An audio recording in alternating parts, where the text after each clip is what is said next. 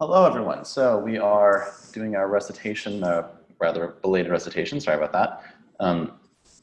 We are doing some special problems, some of these challenge problems from this week. I posted them to Canvas earlier on. We're gonna look at them right now. So here are the challenge problems for this week. Here's the first of them. So there was a typo in this problem. It said find a vector equation of the curve, but I meant to say find the tangent line of the curve. So here's what the problem was supposed to be. Find the tangent line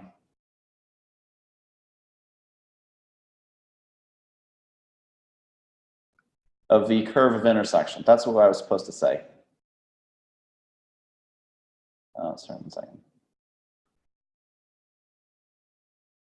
Tangent line of the curve of intersection of the cylinders. The cylinders are given by x squared plus y squared equals 25, and x squared plus, excuse me, not x squared, and y squared plus z squared equals 20. So you gotta find the tangent line of this curve of intersection.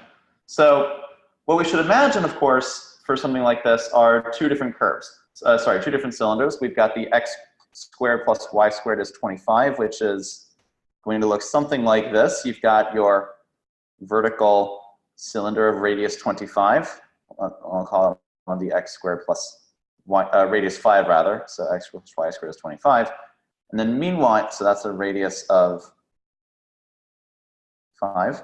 Meanwhile, we also have the cylinder y squared plus z squared equals 20, which looks something like this. I'm actually going to erase part of this and redraw it slightly. No, that's not what I wanted to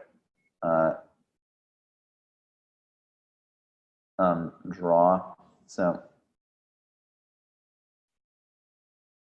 I'm drawing it like this, and the reason I'm drawing it like that is because because our other cylinder looks something like this, right? You've got this other cylinder that intersects this cylinder in some funny curve, so it goes inside of it, but then comes out the other side. So you've got two different cylinders, one of length 5 and the other, one of radius 5 and the other of radius root 20, or in other words, 2 root 5 is the radius of the other one. So I'm going to try to write that a little bit more cleanly. 2 root 5. So this is x squared, no, not x squared, I did it again, whoopsie. Y squared plus z squared equals 20. And what we're interested in is this curve of intersection, right? We're interested in this curve of intersection. Now, I didn't quite finish writing down the problem. I can see that now. So it's so we're looking for the curve of intersection of these two cylinders, and we're specifically looking for it at the point 3, 4, 2.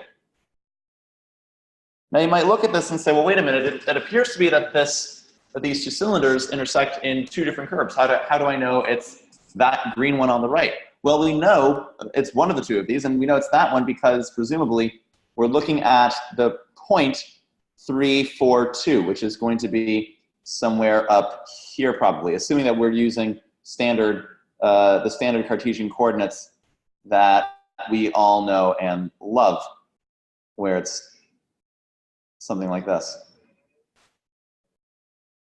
So you've got x, y, and z coordinates. And if that's the case, then it has to be that curve on the right. So that's the figure that we're looking at in this case. The question really, though, becomes, okay, well, how are we going to find that tangent line? Now, the important thing to realize is that a tangent line, it's just a line. The tangent line is just a special kind of line. And like any line, you need a point and a direction. So in this case, we're looking for a direction that would be something like this. So we're looking for, it would look something like, here's the line we're interested in, right? This is the tangent line to that curve at that point. So how are we going to find that? Well, what we're going to do is we're going to, first of all, parameterize that curve. So our first step is to actually figure out what that curve is. So to parameterize that curve, it's going to be a little bit tricky, but not terrible. We're going to start off with our trick from before, that we're going to use y squared plus z squared equals 20. And with that, we're going to say that y is equal to,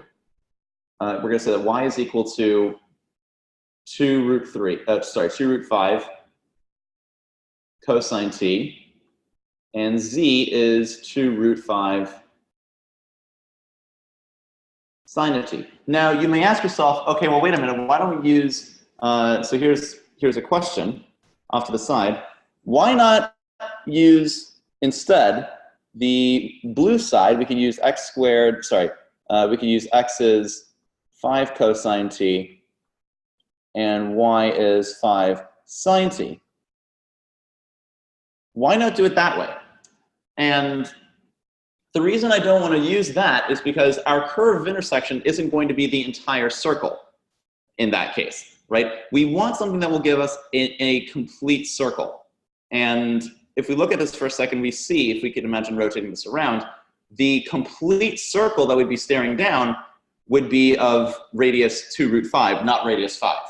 So it's going to be a little bit better for us if we use y is 2 root 5 cosine and z is 2 root 5 sine instead. If you want to try it with x is 5 cosine and y is 5 sine, then you go right ahead. There's nothing stopping you from doing that. But you might run into some trouble with this next step. The next step, in particular, is going to be, if that's y and that's z, it follows that x is going to be plus or minus root 25 minus 20 cosine squared t. And I say plus or minus, but in fact, since for this point x is 3, so x is positive, in fact, it's going to be x equals positive root 25 minus 20 cosine squared t. Now, if we were to use this piece, if we were to instead try to use x is 5 cosine, y is 5 sine, well, that would mean z would be the square root of 20 minus 25. 20 minus 25 sine squared t. And you look at this and you notice that that's not real, right? That's not a real number for some values of t, i.e. for t equals pi over 2. If you plug t equals pi over 2 into there, then you would get z would then be root negative 5, and that's not good. We don't want that to happen. We don't want to have to deal with imaginary numbers. So that's the real reason we're not doing x is 5 cosine t, y is 5 sine t. That's going to lead to some issues. So it's much safer to do it with y is 2 root 5 cosine, z is 2 root 5 sine, because that'll ensure that x is always going to be a real number. Okay, so we have our parameterization. So to summarize what we've done so far, r of t, our problem so far has now been reduced to r of t is the square root of 25 minus 20 cosine squared t. And by the way, you can flip the sine and cosine. It doesn't matter as long as you have one or the other. I'm just doing it this way because I started it this way. Meanwhile, we have 2 root 5 cosine t and 2 root 5 sine t. That's our parameterization of the curve. It's not the tangent line. We're not done. It just gives us the first bit of the story. That tells us what the parameterization of that curve is. We still don't know what the tangent line is. But now we're going to find it. So we need to find the direction that we're going in, right? So for the direction we're interested in is something like this, right? We're interested in this direction. And that direction, of course, is given by the velocity vector, or the derivative, of r. So let's say that we try to work that out now. We know that r prime of t is going to be what? Well, the derivative of the first term, it turns out, and it's not terribly difficult to work this out, so I'll skip some of the details, but it turns out that this becomes negative 20 oh, sorry, not negative. No, it is, I think it is negative, actually.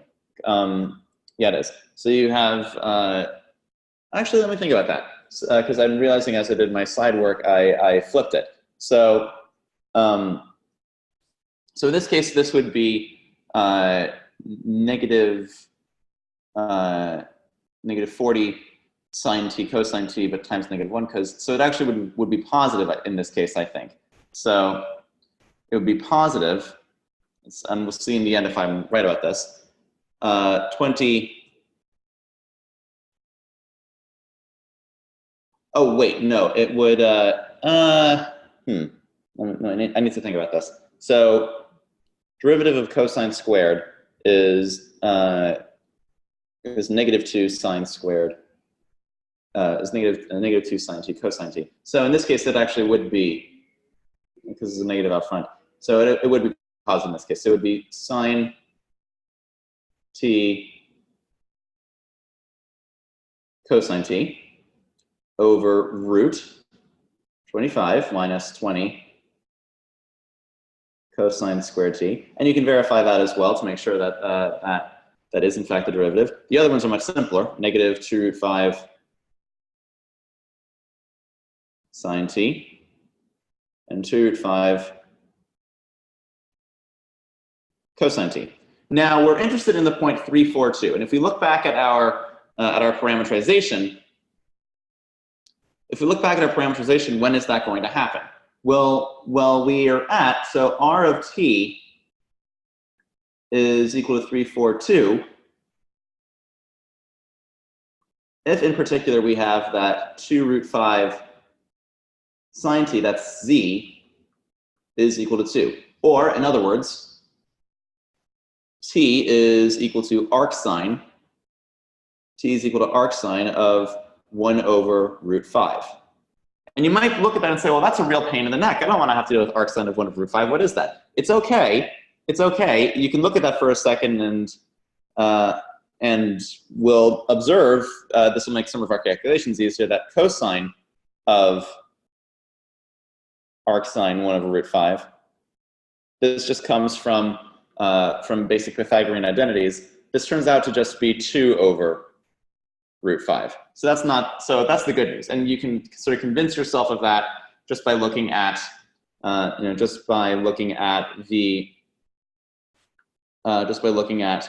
our formulas for y and z from before. That has to be on the circle, and that has to be what, that just has to be what cosine is in that case, because indeed, this is just coming from the fact that since we need y to be equal to 4. So that's fine. It works out exactly the way we would want it to. So we've got arc sine of 1 over root 5 as our t value. So we plug that into r prime, and we're going to get a direction. And it's not that hard using what we just discussed. R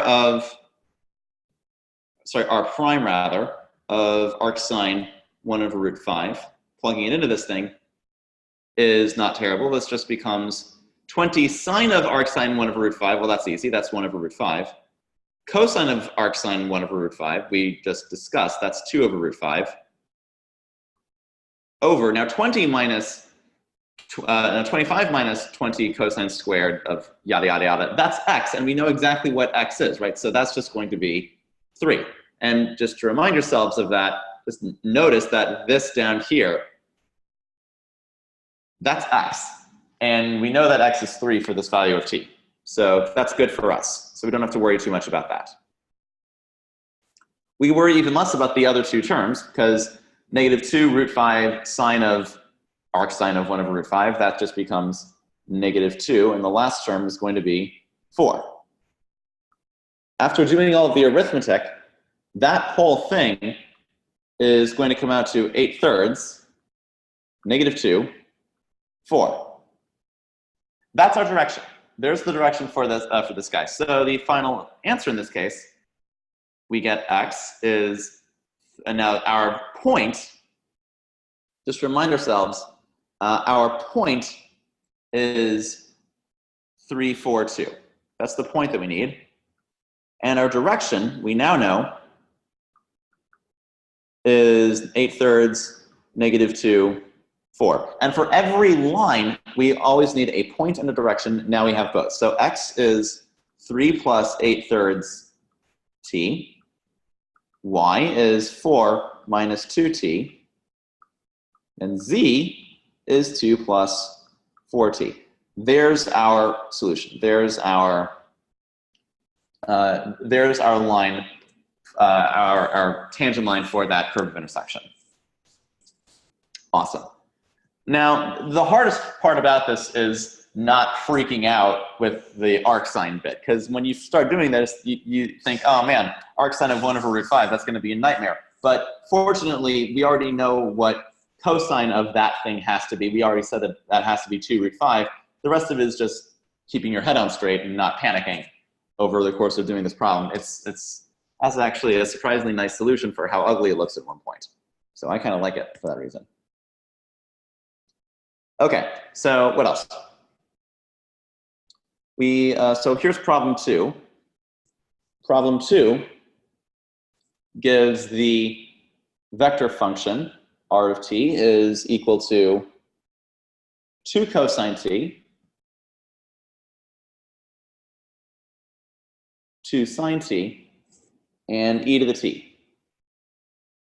For t between 0 and pi. So the question is, when is the tangent line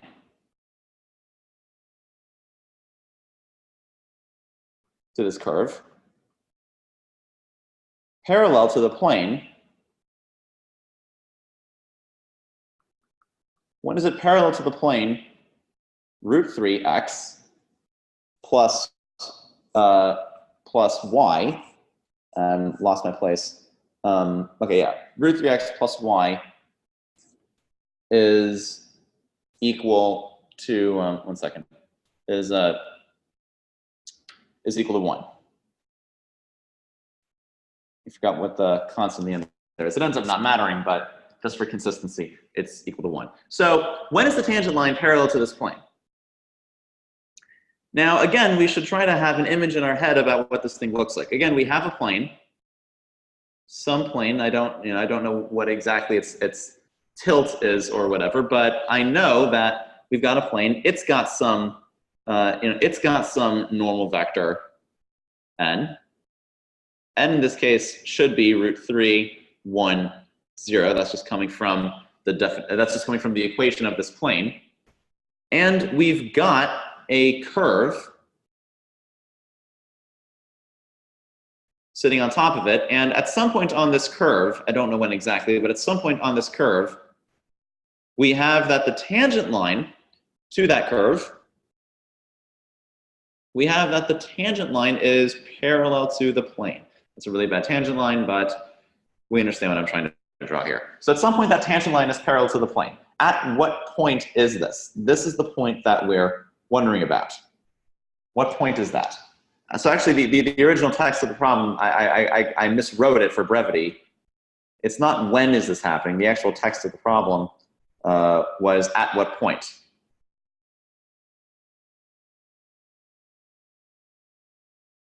So at what point is what we're interested in.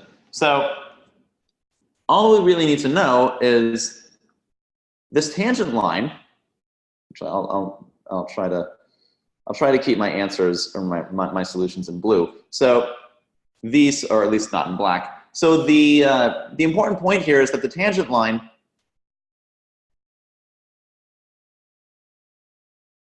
is determined in part by the direction vector. And the direction is just r prime. So really what we should be asking is when and where is r prime of t, is that vector, when is r prime of t, the vector, parallel to the plane?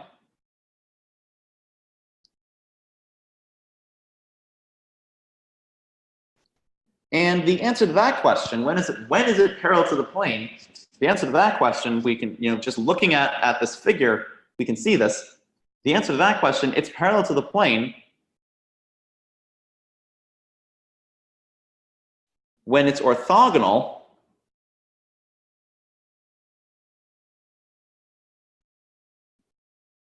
to the vector n. So that's really what we should be trying to figure out. When is this thing orthogonal to the vector n? Turns out that's not a terribly hard question to answer. Let's see if we can work out when that's going to be. Now, n we know, n we've already discussed, is root 3, 1, 0. So all we need to know is when is this thing orthogonal to that? Well, r prime of t is just negative 2 sine t, 2 cosine t, e to the t. And we want that to be orthogonal. We want this to be orthogonal to root 3, 1, 0. Okay, well, e to the t times 0, that's always going to be 0. So what do we really need? What we really need is negative 2 sine t. What we really need is negative 2 sine of t to be equal to some constant c. I don't know what that constant is yet, but we'll work it out. And 2 cosine t to be equal to negative root 3c. And again, this is just what we want. And why do we want that? Because if that's true, then what we get is negative 2 sine t, 2 cosine t, and e to the t, dotted with root 3, 1, 0. That just becomes c, whatever c is, negative root 3c, and e to the t. I'm not paying attention to that, and the reason I'm not paying attention to that will soon be clear. You take that dot product, and what does that become? That's just root 3c minus root 3c plus 0, and that's just 0. So that's what we want. We want negative 2 sine t to be equal to c, and 2 cosine t to be negative root 3c for some c. I don't know what that c is. But what should that c be? Well, let's think about sine and cosine, and we can see what that should come out to. In other words, what we really want, what we really want here is 2 sine of t over 2 cosine of t, or in other words, tangent of t. Well, that would be negative c over negative root 3c, so that's 1 over root 3. And the only time that happens, the only time that's going to happen is if we have, so this only happens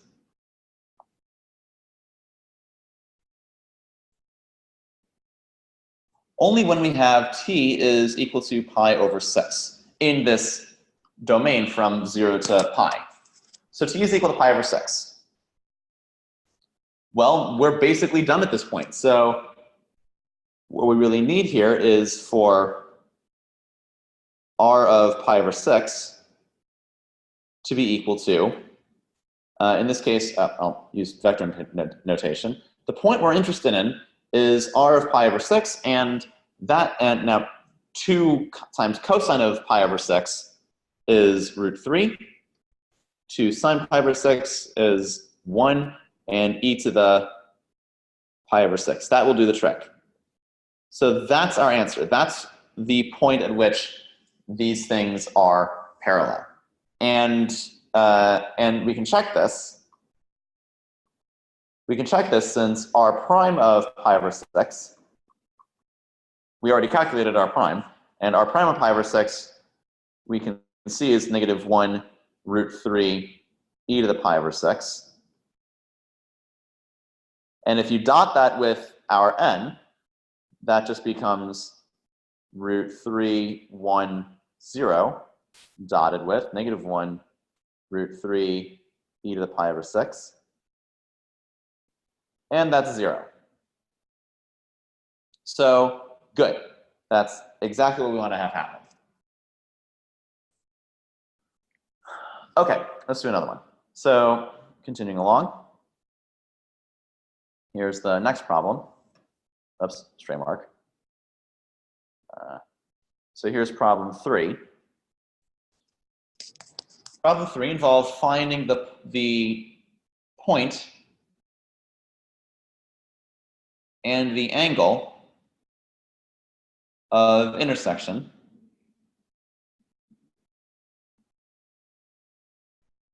of the curves that are given by R1 of t. R1 of t is equal to t1 minus t and 3 plus t squared. And meanwhile, R2 of, we're going to call it s for a different variable, is 3 minus s minus 2, s squared. Well, let's start off with a point.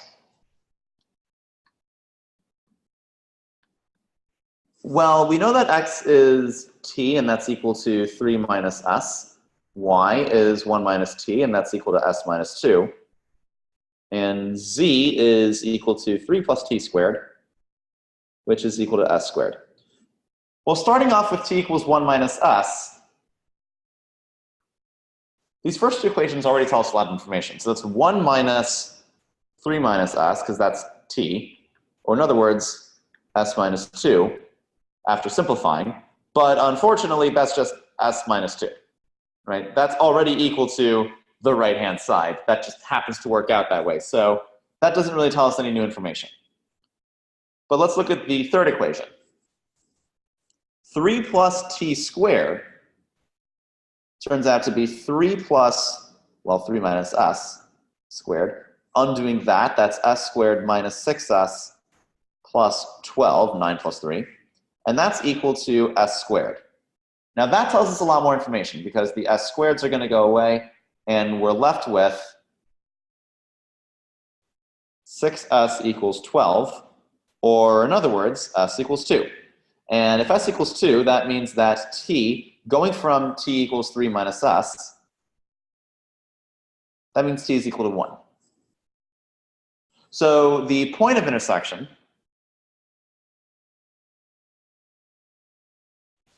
you can either call it R1 of 1. R1 of 1 comes out to 1, 0, 4. Or you can also look at R2 of 2. That's s, right? R2 of s equals 2, which again comes out to 1, 0, 4. And thank goodness 4. That's really just a sanity check to make sure that these do come out to the same point. So here's our point of intersection. That's, let me try to make it a bit of a nicer box. There we go. So 1, 0, 4. So that's our point of intersection in this case. That's great. What about the angle? That's a little trickier, but it's not terrible. For the angle of intersection, the only thing that we really need to know, let me just make sure that I'm good. So for the angle of intersection, all that we really need there is the tangent lines, right? So the angle of intersection, that's the same thing as angle of the corresponding tangent vectors. And specifically, we're looking at the tangent vectors R1 prime of 1 and R2 prime of 2. So let's find R1 prime. R1 prime of t is just 1, negative 1, 2t. So that means that R1 prime of 1 is 1, negative 1, 2. R2 prime s is negative 1, 1, 2s, which tells us that R2 prime of 2 is negative 1, 1, 4. Now the formula we're going to need to use in this case is cosine of the angle between them is R1 prime of 1 dotted with R2 prime of 2 over the product of the magnitudes.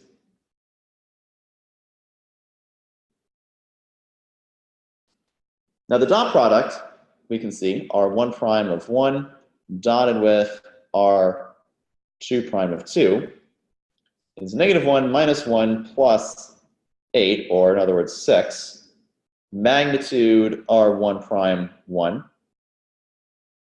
is root 6, 1 plus 1 plus 4 under big square root, and r2 prime of 2 is 1 plus 1 plus 16 under a square root, so in other words 1 over root 18. So cosine of theta, in other words, is 6 over root 6 times root 18. You can simplify that to root 6 over root 18, or in other words, 1 over root 3. All of which is to say that theta is arc cosine of 1 over root 3. And that's about the best we can do. We can't do a better job with an arc cosine of that angle. So that's about the best we can do in this case. But hey, it's a pretty clean final answer as far as final answers go. Okay, next one, problem 4. Now this one ended up being a little bit tricky, and trickier than I really anticipated it would be. So the length of the curve, so the question is to find the length of the curve of intersection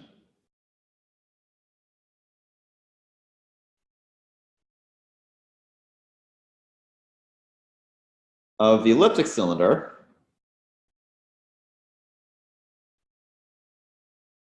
The elliptic cylinder is given by 4x squared plus y squared equals 4. And the plane, x plus y plus z equals 2.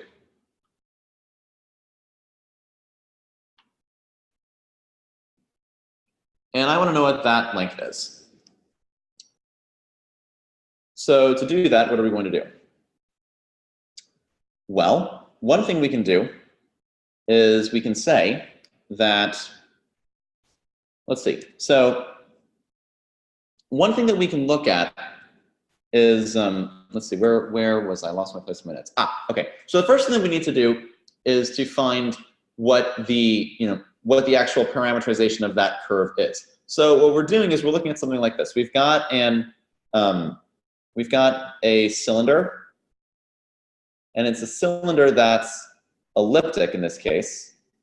So it's a little bit funny looking for that reason. But through it we have this plane.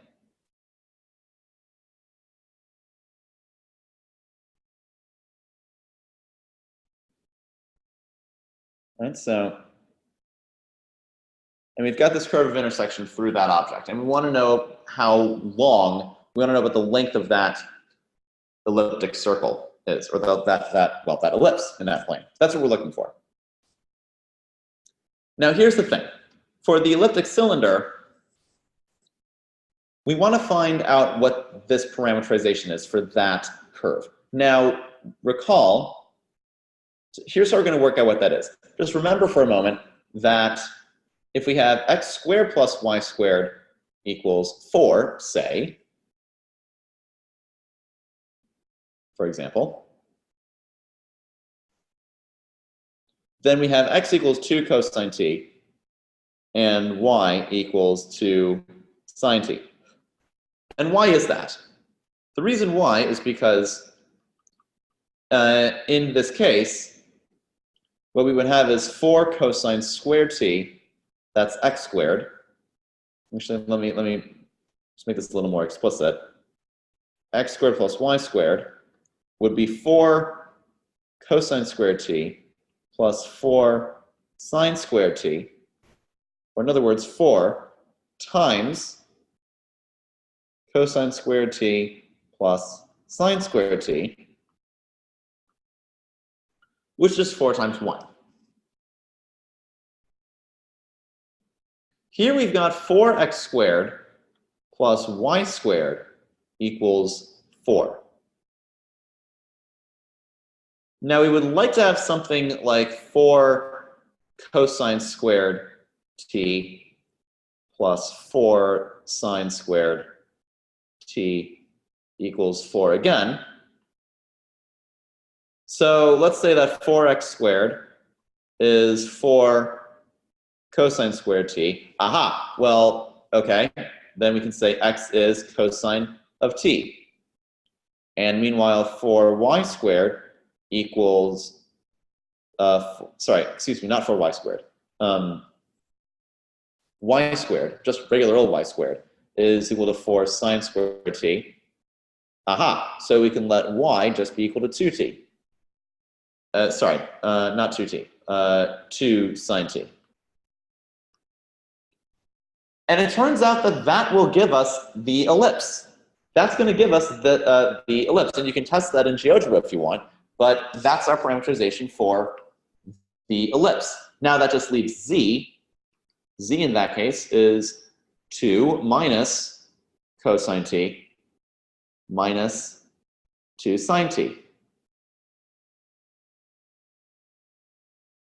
Let me actually move this over a little bit so I can. Whoa! I did not know what that was right there. Try that again. Can I move this stuff? And I don't want to extend it. I want to move. There we go. I'm moving it over here so we can have it be with the rest of it. So that's what I should have done in the first place. So this is our now it's not the answer, but it's our parameterization of that curve of intersection. So what is arc length? Now, by the way, that's going to be true for t between 0 and 2 pi. Now, what's arc length, by the way? Arc length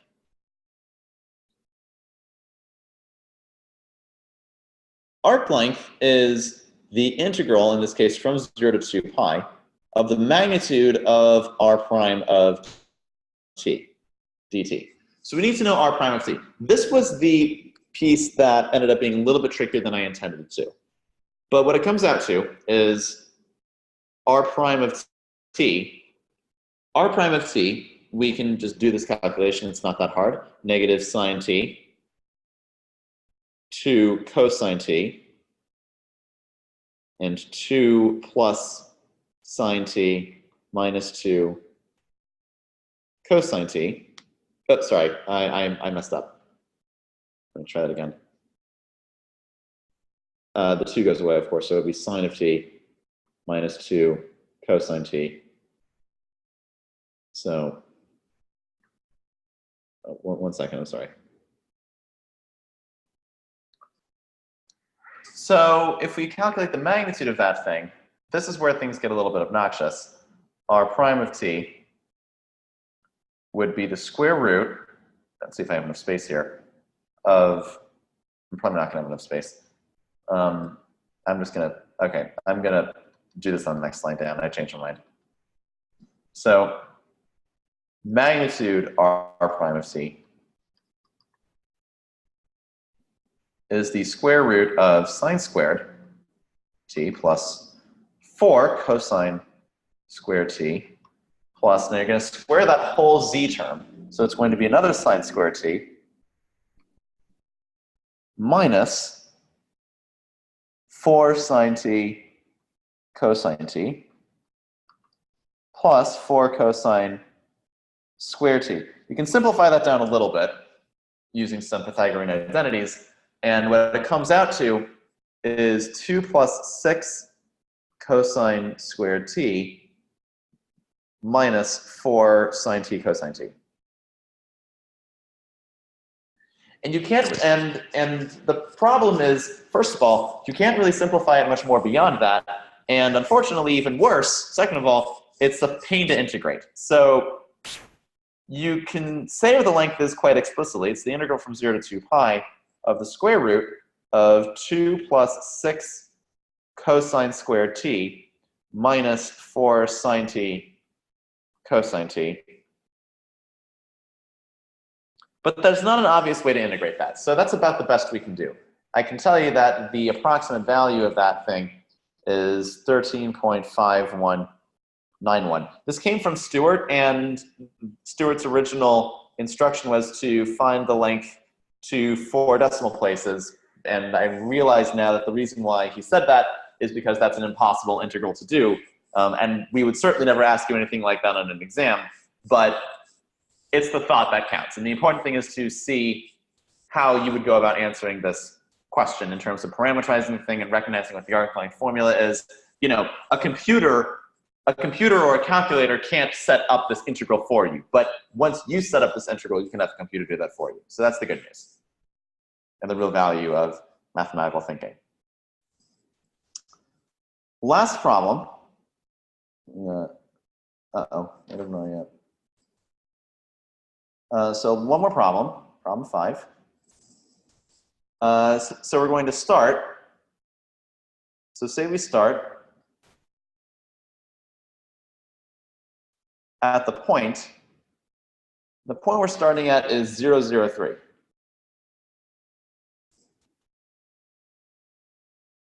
And we move 5 units of distance.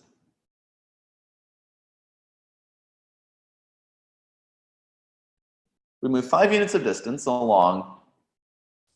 We move 5 units of distance along the curve x equals 3 sine t, y equals 4t,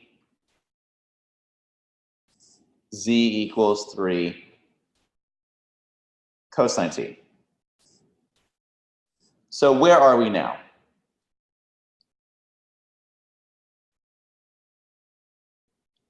So where have we gone? So the objective here, basically, what we should be thinking of is we've been moving along. Now this turns out to be a helix. So we're moving along this helix in some manner of speaking. And we start off at 0, 0, 3, and we move 5 units of distance. So we're going to start off, say, at 0, 0, 3, and we're going to move along 5 units of distance.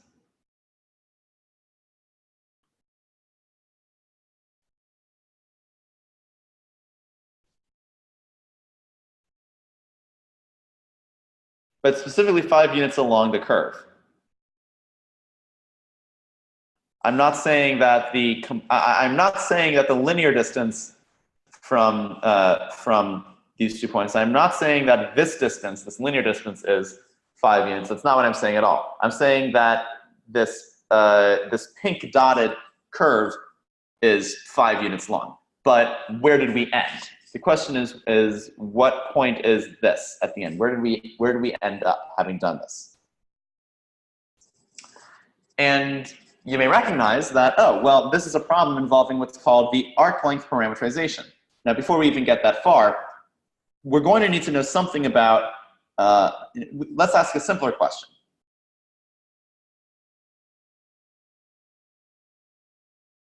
A simpler question we can ask is, when are we? And what do I mean by that? What I mean by that is, well, how long did this take?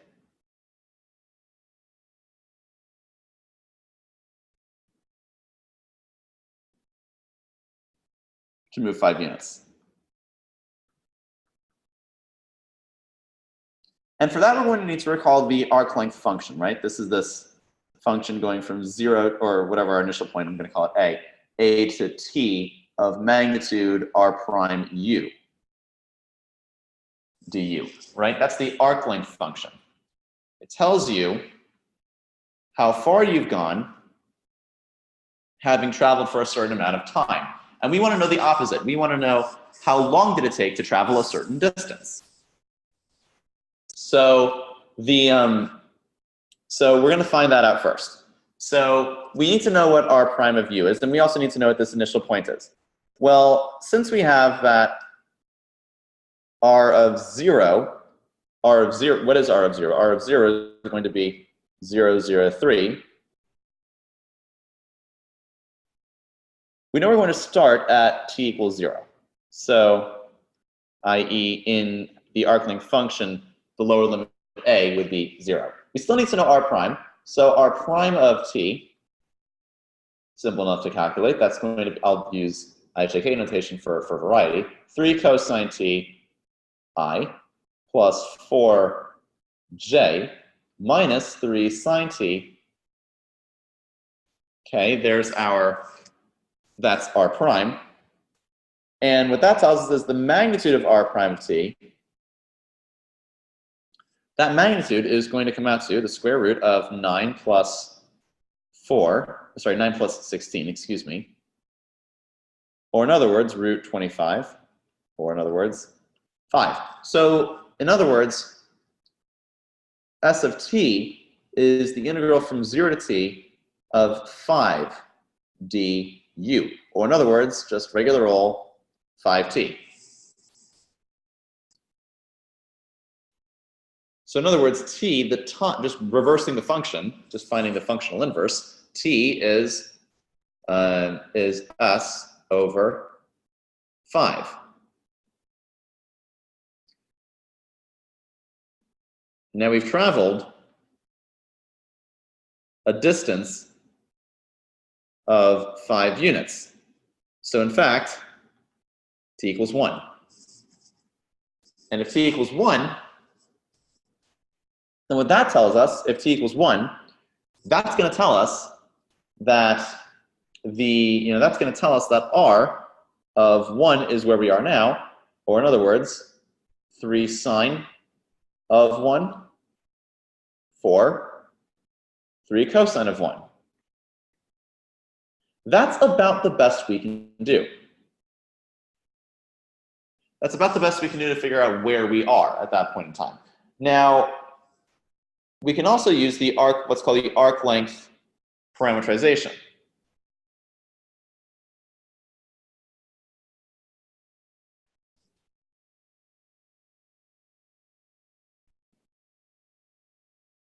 The arc length parameterization. Now, in this case, this is quite simple. The arc length parameterization, since t is s over 5, we can write r of s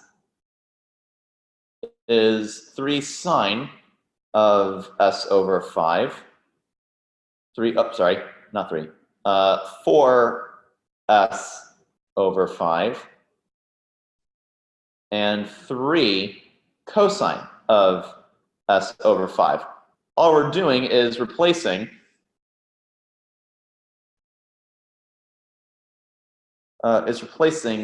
t with s over 5 from the arc length function. You get the same thing. In this case, we would say that our position having traveled a length of 5, it would still be 3 sine of 1 for 3 cosine of 1. It would still be the same thing. So you can do it either way. You can either go straight for the arc length parameterization or find what t has to be and plug t into the original function. They're doing the exact same thing. These are two different ways of approaching the same problem. All right, so I hope this was helpful and informative. It was shorter because there weren't as many challenge problems. But good luck on the exam, and if you have any conceptual questions going forward, then don't hesitate to reach out. Thank you, everyone.